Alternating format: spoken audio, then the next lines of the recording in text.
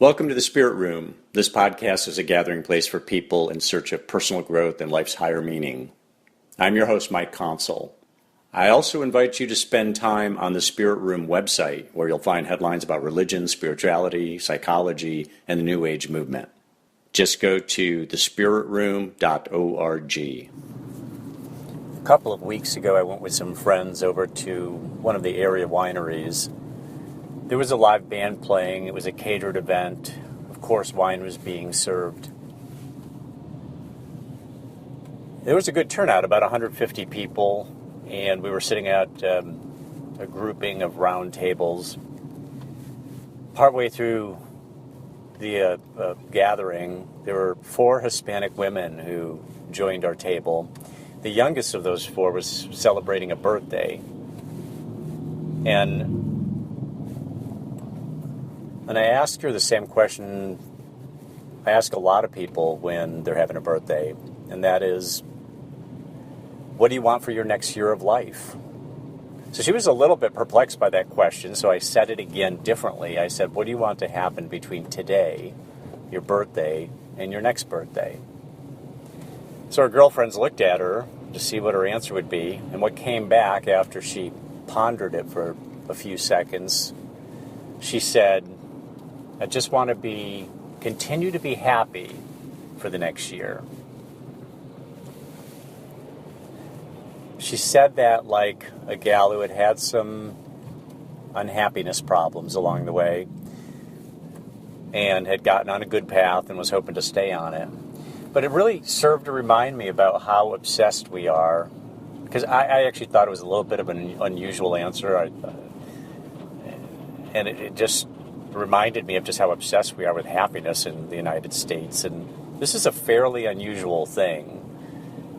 My understanding, not that I've been everywhere, but most countries around the world, people, and certainly in Europe, they don't obsess about being happy. It isn't the overruling question in their lives.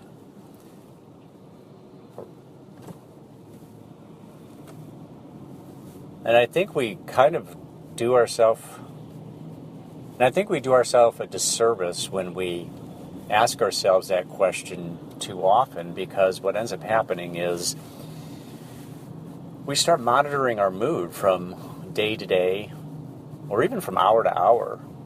And mood is not something that's consistent. Mood goes up and mood goes down. That's normal. It's abnormal when mood is always down or mood is always up. But here we are asking ourselves, upon maybe waking in the morning, how am I feeling? Am I happy? Am I within that zone? And just by doing that, we kind of set ourselves up for that day or even that week when we have a bad day or we have a bad week and our mood is unusually low.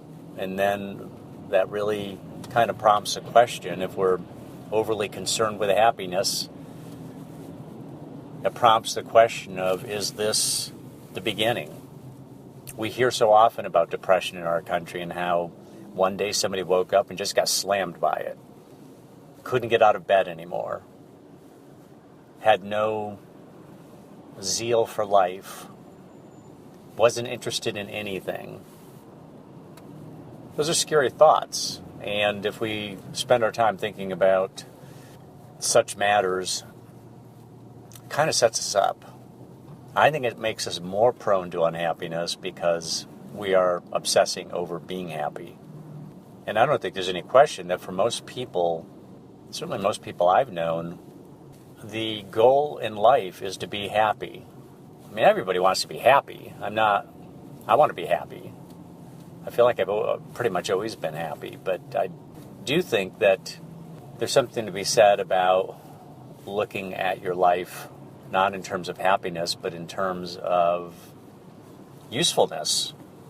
What am I doing that is useful to the planet, to my fellow man and woman, to my country, to civilization, to human civilization, and so on?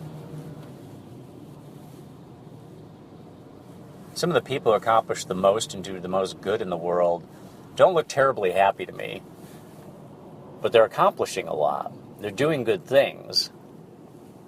One could assume that they're gratified by that, and gratification is not necessarily happiness, but gratification is a really great thing to have in your life. I think without gratification, happiness can be pretty fleeting.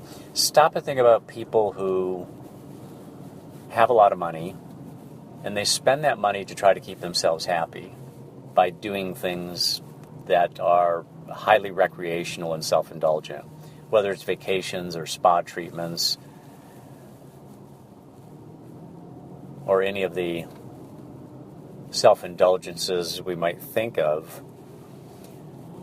You can only do that for so long before it ceases to be what inspires a person or keeps a person happy.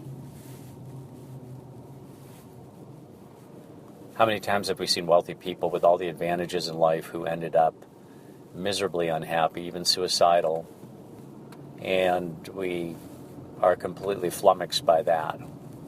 Why them? If I had that kind of money or that kind of fame, I could keep myself happy. I think we tend to think that way. But I also think we know better. That's where gratification comes in. I think that when we're gratified by the things that we do, we put ourselves in a good position, in a sustainable position. Maybe happiness isn't the goal. Maybe functionality is the goal. We keep ourselves functional in a way that is sustainable. So maybe don't necessarily wake up tomorrow morning and ask yourself, am I happy? Or don't spend a birthday or an anniversary. Although I think it's great to be contemplative on those landmark dates, like a birthday or an anniversary or the start of a new year. But at the same time, bringing that question to bear can be lighting an emotional match. An emotional match that can turn into a conflagration, one that we don't want, an emotional conflagration. I think if we focus on getting things done and focus on making sure that the quality of our actions, the quality of our ambitions are solid, we're much better off. I want to end with a quotation from a man who did a lot of inspiring things in his life. His name is Ralph Waldo Emerson. We've all heard of him. He's famous for the quality of his thoughts, the quality of his writing about life. Here's the quote. "The purpose of life is not to be happy.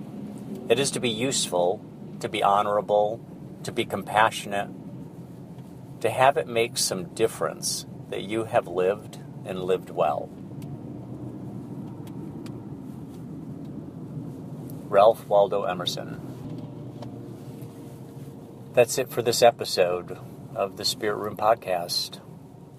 Godspeed.